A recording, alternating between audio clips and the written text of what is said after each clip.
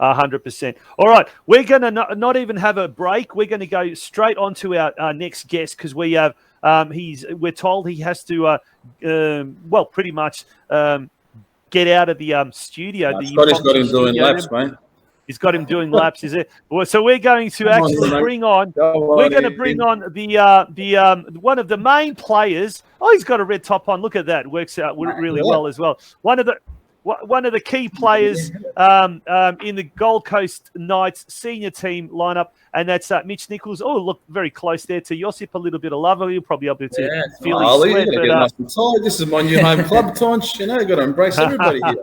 He didn't shower before it, though. Oh, could have told me. That's all right.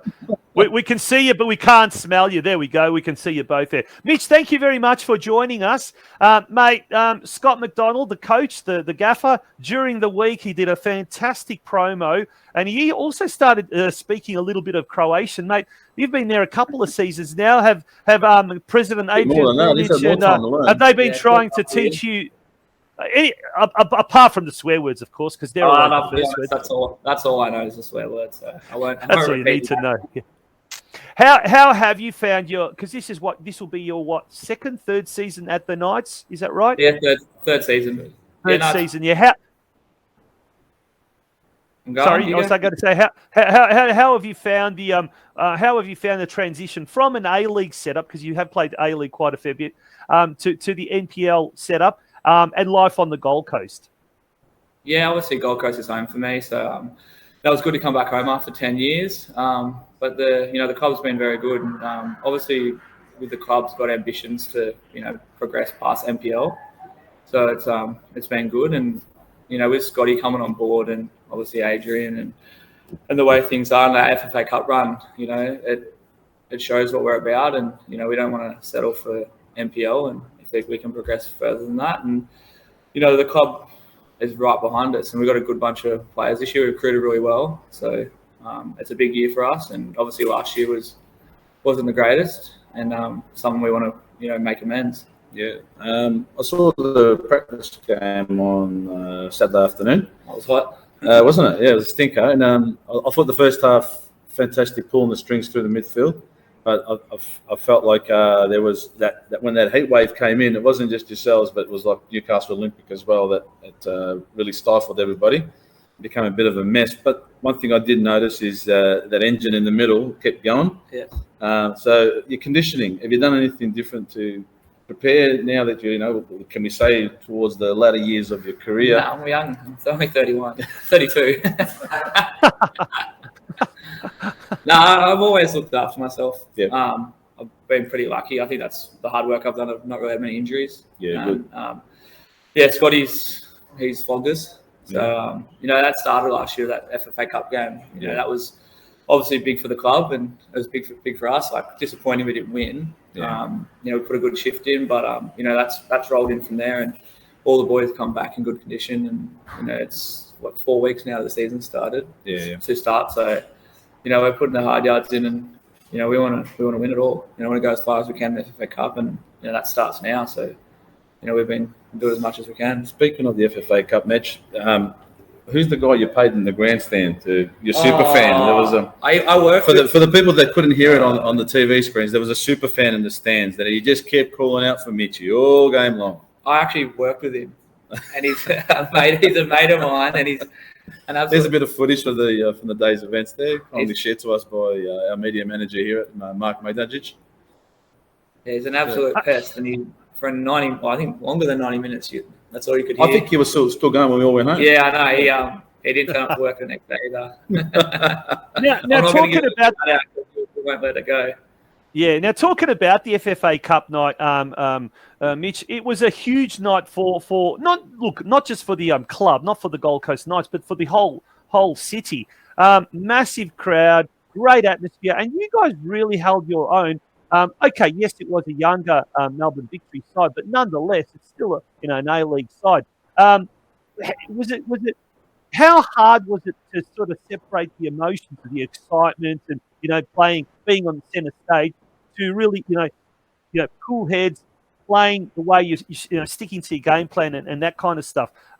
Scotty did really well, keeping you guys sort of on plan, did he? Or how did you guys, particularly you guys who have got A-League experience, how did you guys go about, stifling sort of the emotions? I think maybe for me, like, it's another game for me, but for the club, it was a massive thing, and some of the young boys, it was probably the biggest game they've played in. But I think once the whistle goes, it's just another game, and we put our best foot forward. It was no excuses, but we only had 3-4 weeks of training and new team and new coach, and we're out of season, so we had all excuses, but we didn't make any. We stuck in there and went to extra time. Like, the boys were out on their legs. Scotty somehow came on the field, which is, probably where we lost the game, but we won't tell him that. Yeah, we won't put it on him now. Yeah, we'll put it on him. But no, it was good, and I think it shows where, like, the young boys, if they want to go to that level, it's what it takes. That they can hold their own, but they've also got to put the extra work in. Stuff. Joseph. Yeah, so heading into the season, and there's some more practice matches coming up. Who you got this week? We play Redlands tomorrow night, and then we have a couple of games next week against Penn Power and Lions. So, it's a good couple of tests before the season starts and see where we're at. Yeah, bit of the pre-season championship. I know, like, my young lads in your squad, in the under-16s, young Ben, and he's good at the banter himself. He's set to say good idea tonight. Yeah, he nutmegged me up today. Yeah, he's pretty proud of that. I know. But I mean, you're young. Preparation coming up this way, mate. A lot of matches thick and fast before the season on Feb 25th. Yeah, 26th. Yeah. Now, mate, Mitch, you are a young fella. You're only 31, but you have played. Yeah, you have played at quite a few of the A-League game clubs: Brisbane Roar, Melbourne Victory, on loan to Perth Glory, Wanderers, Perth, Wellington. You can stop there. Yeah. What was some of your most memorable moments? Not necessarily from every club, but we might be there till midnight. But but what were some of the memorable moments of your A-League career? Probably at Brisbane, obviously winning back-to-back championships. I was part of that record-breaking team, and playing under Ange, and probably playing at Melbourne Victory in Western Sydney. Their fan base, I don't know what it's like at the moment, but when I was playing there, it was sold out crowds every week and derbies, and it was probably the peak of the A-League with the fan base and maybe the quality of the players. We had some really good foreigners at the time, and it was every game was exciting, and it was on Foxtel. I think you could watch it. I don't know how to watch it at the moment. Yeah, it's a bit hard. And obviously, probably getting to play for Socceroos and getting to go to Japan. That was a few highlights. Yeah, and when you see the youngsters that you coach now, and you think about your journey to get yourself to where that all occurred and where you are today, there's some like real one or two lessons or one or two things that people have told you along the way that they stick in your head, like little sort of words of wisdom or little specific bits of guidance that people have given you over the way that you can now share with the youngsters on the training track? I think just hard work. And, we were just talking about it before, like setbacks. I was never picked in rep sides or, school sides and that when I was younger. I had a lot of setbacks, but I just worked hard and just enjoyed my football.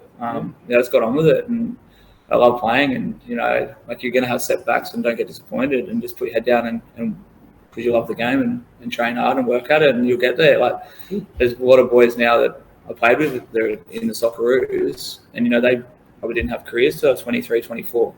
So I think that's a big thing for young kids, is not to, just enjoy it, but keep working hard, because it is a tough slog. Can't get away from hard work. Now, Mitch, we speaking to our previous guest, Ivan KELAVA down at Melbourne Victory. Now, he said, which is a big call, he said Tony Popovic, Popper, was the best coach that he's ever played under. Now, I don't know if he was just sucking up to the boss or he was actually being serious. Yeah, but you've played under a lot of coaches, and you did mention Ange Postecoglou, and a lot of people rate him highly. I guess a lot of the Melbourne Knights fans don't really like him because he used to be a South Melbourne player, and he used to absolutely rip us. But all jokes aside, brilliant coach. Was he the best coach you played under, or were there other coaches as well that come to mind that had a massive influence on your career? Yeah, I think Ange, obviously, just his attacking style of football and how demanding he is with it. But I had Popper in the other end. When I was at Western Sydney, he had just how demanding he is with you professionalism, like tactics, not letting the training session go. So they're very similar but different in their styles. Obviously, it shows in their football. But when it comes down to it, like how demanding they are from you every single day.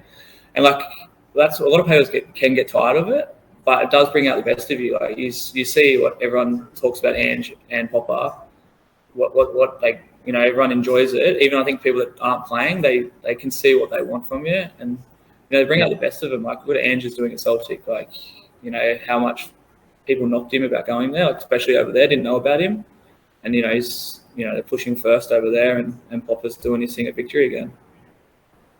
Fantastic. Brilliant. Any last questions, Josip, before we before we meet Mitch? Otherwise, he's going to get himself in trouble. So we'll let him go and wish him well for the weekend's games coming up and the rest of the pre-season, because we're really looking forward to knocking down Logan. Eh? Yeah, good start to the year. Thanks, guys. Good on you, mate. Thanks, Mitch. That's Mitch Nichols, senior men's team player, and as he comes off off for a break, coming off the interchange bench to be replaced by the gaffer himself. A member of the Socceroo Legends, and we're going to have very, very shortly joining us, Mr.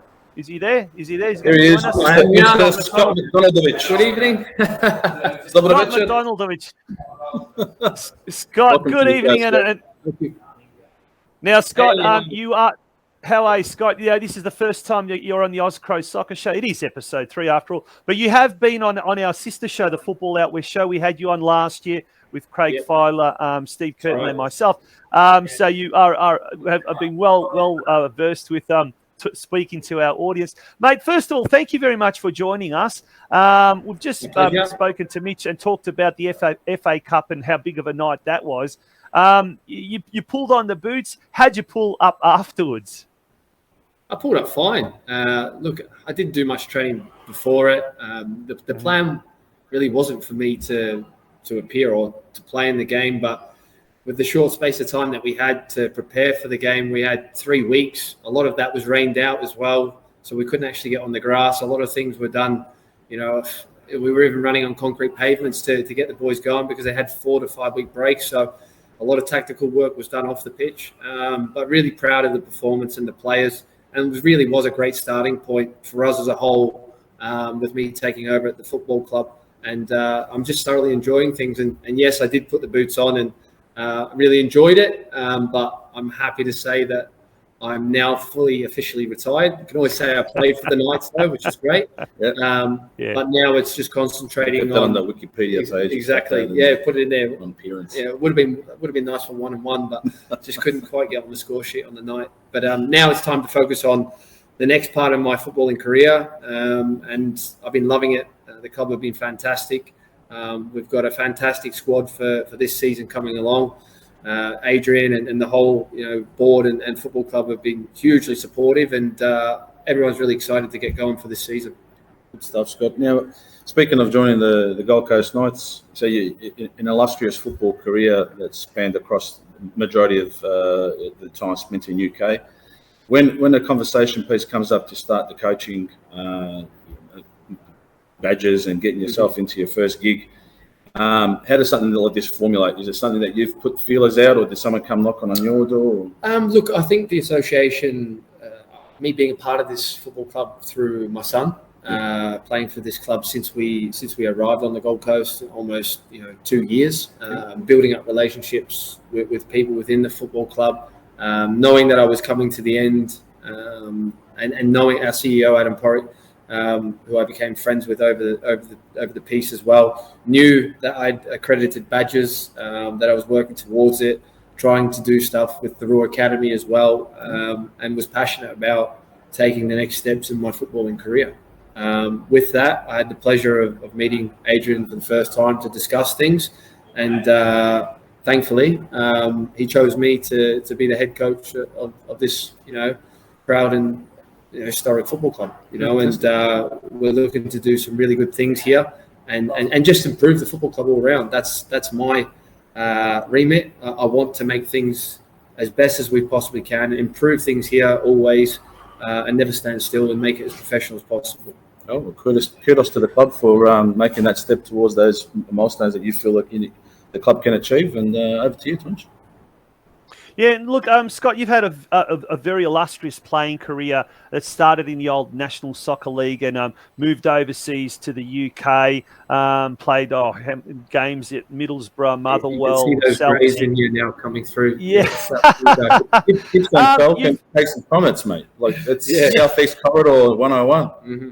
Yeah. Yeah, and so you've had a really illustrious career, spanning, 20-odd years or something like that. Along the way, we talked about both with Mitch and KELAVA earlier, the importance of coaches and some of the influences across those ways. Now that you're a coach yourself, when you look back at all those clubs you've played at, who are some of the coaches that have had a real profound effect on you, both as a player, but now as a coach? Oh, look, I think you'll always go off coaches you've had success with as personally as a football player, and I had the good, the bad, and the ugly with Gordon Strachan. Being at 3 different football clubs. One being released by him, second one him re-signing me and winning titles and trophies, and the third culminating to him getting sacked. So a wonderful time with him. And if you had to say who was the biggest influence, definitely Gordon, and his values and principles mostly. About what he likes about the human being and the traits of what he believes to be a successful footballer.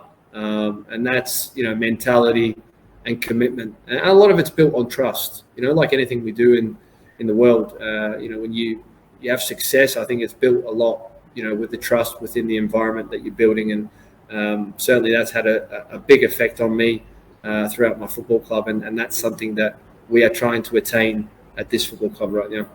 I watched the Leeds Where We Belong docu-series, and Gordon Strachan features a fair bit in those, pre-1990 days, and leading into the changes that they were going through. Mm-hmm. One thing that really resonates out with those messages and the way he talks is about how strong and resolute, and you can see he's a strong-minded person. Do you find that you sort of extract a little bit of that as a player under those sorts of coaches, and you start to then you look in the mirror and you go, I'm speaking like him now? Yeah, well, absolutely. And I think any successful coaches, managers, leaders embody what their team has to be, or wants to be. And players pick up on that. And the ones that want to go the journey with them will start to embody what that coach is. And certainly throughout my time there, particularly at Celtic, because you're at a football club where the expectations are very, very high and demands are, huge, as we'll see tomorrow morning, which I'll be getting up 5:45. Yeah, I have to mention, Big Ange in charge of Celtic, but you go the extra mile, and the demands that they put on you. But with that, the manager almost can take a step back then, and the leadership and the ownership that the players take, which we had at Celtic, was phenomenal. And there was 11 leaders out in the park, and there was 20 players that were all leaders and expected certain things. Sometimes they probably got overheated, but sometimes that was needed to bring the success, because we all wanted the same thing. That was the most important thing, that everyone wanted the same thing, the same goal. The page was exactly the same.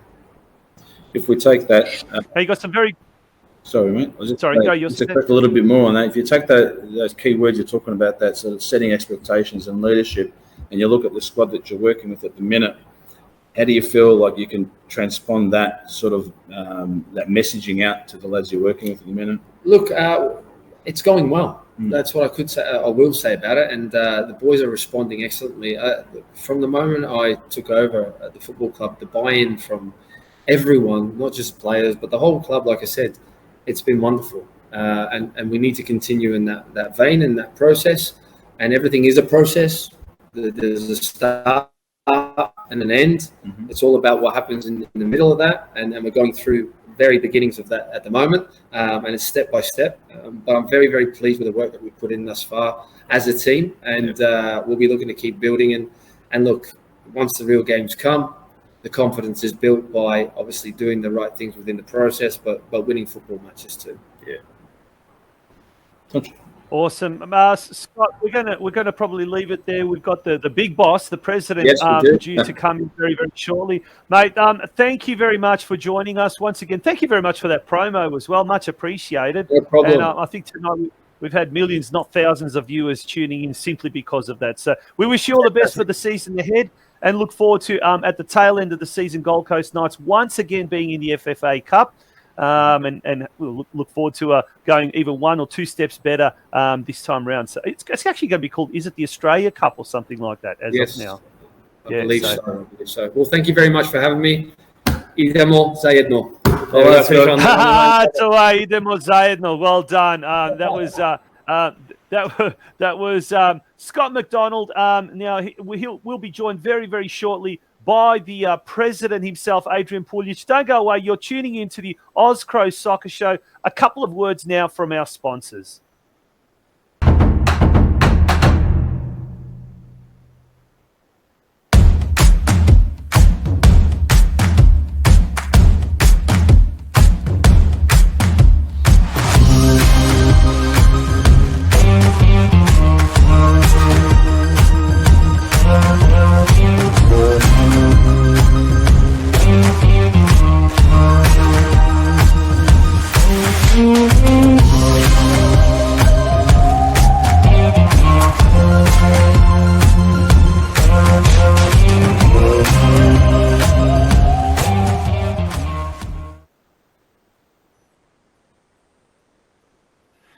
Welcome back to the Oz Cro Soccer Show. It is episode 5, and we are joined in by a man who's not only given a lot to the Gold Coast Knights, but also has been a past member of the Croatian Soccer Association of Australia, ADRIAN PULJICH. ADRIAN, welcome to the Oz Cro Soccer Show. How are you? Thanks, boys. Thanks very much, Taunchy. Good, mate. Really proud to be on the show. Thank you for having me again. Absolute pleasure, mate. We've heard from Scotty McDonald, who apparently is changing his name by deed poll to something a bit more Croatian. We've heard from Scott McDonaldovic and Mitch Nichols. There you go. And Mitch Nichols. Mitch is affectionately known as Micho around the club. So he's given a few years here, and he's as good on the soccer field as he is out with a shovel. So it's good. Yeah, mate. We've heard about the on-field development and the success, particularly in recent times, and the future aspirations on the field. Off the field, mate, Gold Coast Knights are becoming a big club. Not just, I guess, Australia-wide, but it's now becoming one of the biggest Croatian soccer clubs in Australia as well, and indeed the world. And you've been responsible for that, along with some of your predecessors, Damien Breshich, Mario Vlahovic, in recent times. But let's talk about the early days. Give us a little bit of a history rundown of the Gold Coast Knights. So the Gold Coast Knights, founded back in 1979, it was literally the catalyst that started this Croatian community. So back in the day, as people moved up from Melbourne and Sydney to start new lives up here and obviously grow the development scene on the Gold Coast in Brisbane, Croatians started to gather on the Gold Coast and decide that they would set up a football club and play out of Musgrave Soccer Club, which is just up the road from us.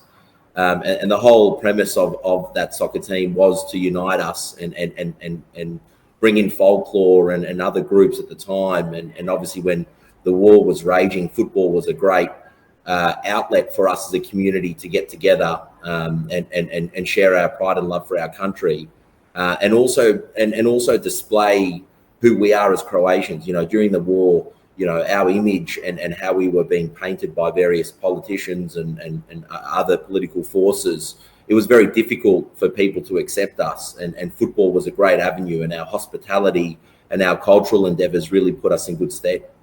So football is even more so relevant today because Gold Coast still remains to be a small community. And for us to maintain our relevance, particularly here in the Sunshine State when there is so much to do, you know, there's a lot of activity. There are a lot of sports that people can play. You know, it's not just football up here. You know, there's surfing and cricket's massive. AFL's taking off. Golf down the road. Down the road. And it's important for us to remain relevant, not only for our football as a sport, but for our Croatian community as well. Josip? Yep. So in the terms of the development of the club, it's definitely come along in leaps and bounds. I remember in the sort of late 80s, there were blokes coming up from Melbourne, moving up for work, or some guys not for work, and but they did find themselves congregating around Gold Coast Knights, who were playing in the local league back then. And then that started to eventuate. We noticed probably in the last maybe 10 or so years a distinct change in the approach. Was there a sort of like a line in the sand or line in the concrete done to say, that's it, we're now going to be doing things in such a fashion that we want to see progress in? And, what was the impetus behind that? Yeah, look, in 2012 was a Croatian soccer tournament here. Many say that it was, I guess, the reignition that the tournaments needed. And since 2012, not taking away tournaments before that, but since 2012, everyone has sought to improve and make those events better and what have you. And here on the Gold Coast, for us, we sort of had a bit of a look at ourselves and said, right, we don't have the Croatian base like what Sydney and Melbourne and Adelaide do, yet we are still a very active, small, tight-knit community. So how can we remain relevant and still be proud about who we are and what we stand for? And football was that avenue. You look at what football does and what it did for our community, and for the Gold Coast, it brought us together, and today it's what still binds us. Awesome. I remember you cutting through in committee meetings in the Savez when I was on the Savez years ago, and you're a young, fresh-faced gentleman. Not that you're not fresh-faced now. Yeah, you were younger. I'll give you that. We all? Yeah, we all were. I didn't have these things in the hair. But I do distinctly remember you in the room, and the reason I remember you entering the room, I think, was it New Zealand? It was, yeah. I think it was your first AGM. And the reason I remembered you is because when you look across the room, there were a bunch of grey-feathered blokes around, and not too many of the younger variety. Now, speaking of that, in your time on the Savez, how much change did you notice? Because I started to see a little bit of change by the time I exited the door.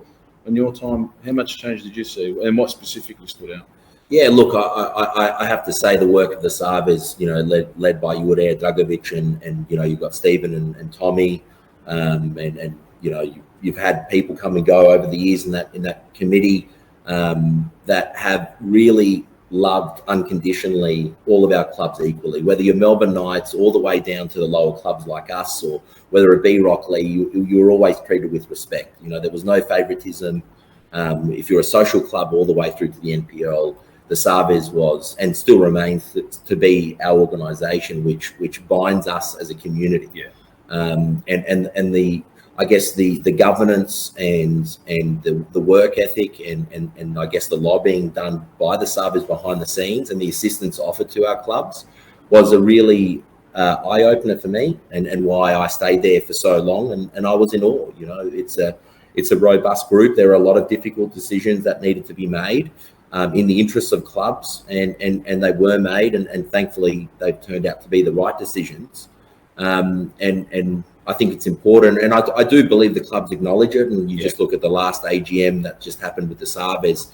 Clubs recognise the difficulties of host clubs and some of the decisions that the Savez need to make. So, we need to get behind King Tom.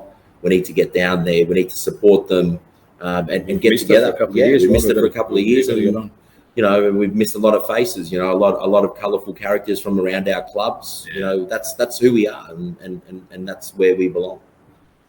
Now, Adrian, all three of us, in fact, have at one time or another been a member of the Savez, and the importance of not just being involved in your own club, but being involved in whether it be governing bodies or other associations outside of the club to make your club bigger is really important. But the previous Gold Coast Knights president, Damien Breshich, who we all know and love and is very well respected, not just within the Croatian community, but the wider community. He's a classic example of someone who's no doubt still involved with the Gold Coast Knights, but he's now become general manager of Football Gold Coast or Football South Queensland or whatever it's called now. We don't have enough. It seems to me all around the country, we just don't have enough of our people involved in either its state federations, national federations, regional federations. It's like we're very passionate when it comes to our club, but we're not. We don't really care about getting involved in other associations. And how can we change that? How can we show some of our people that it is important to get our people in some of those decision-making bodies?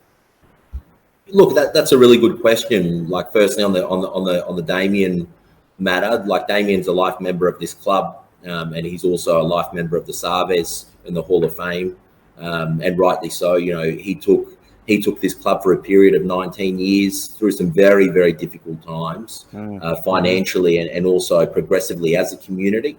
It was very difficult, a lot of name changes, ethnicity, all those issues that every Croatian club has to deal with, he dealt with. So he's been a fantastic role model as an administrator within this club, and has obviously been recognised during his time at Football Gold Coast and now subsequently with Football Queensland. So in the merger, so Football Queensland's done a bit of a reshuffle. I think we probably are much more aligned in terms of our football structure to Football Victoria.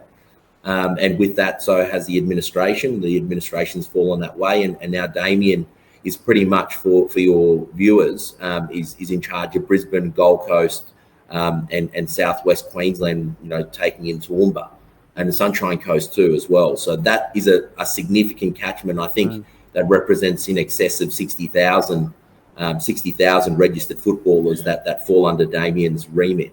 But in terms of trying to get more people like Damien involved in our more, I guess, recognised structures within that football pyramid, I don't know. I don't know what the answer is. I don't think there is a solution so much. You know, I think how we can involve ourselves is pretty much what we're doing today, and that's trying to be better every day. You know, the Gold Coast Knights, we are a minnow. We're not meant to be as good as we are. We're not meant to have Scott McDONALD here. You know, we're not meant to be that club.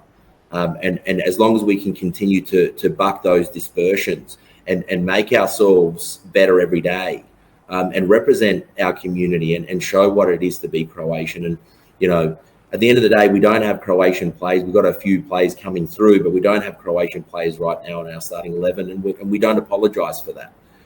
We are a proud Croatian ethnic club, and our players and our coaching staff and administrators buy into who we are, and our fans recognise that. And unfortunately, we don't have the base that other teams do. And, you know, I think last year we had a 19-year-old Croatian coming through the ranks. That's Mario Jagodic, quite promising player.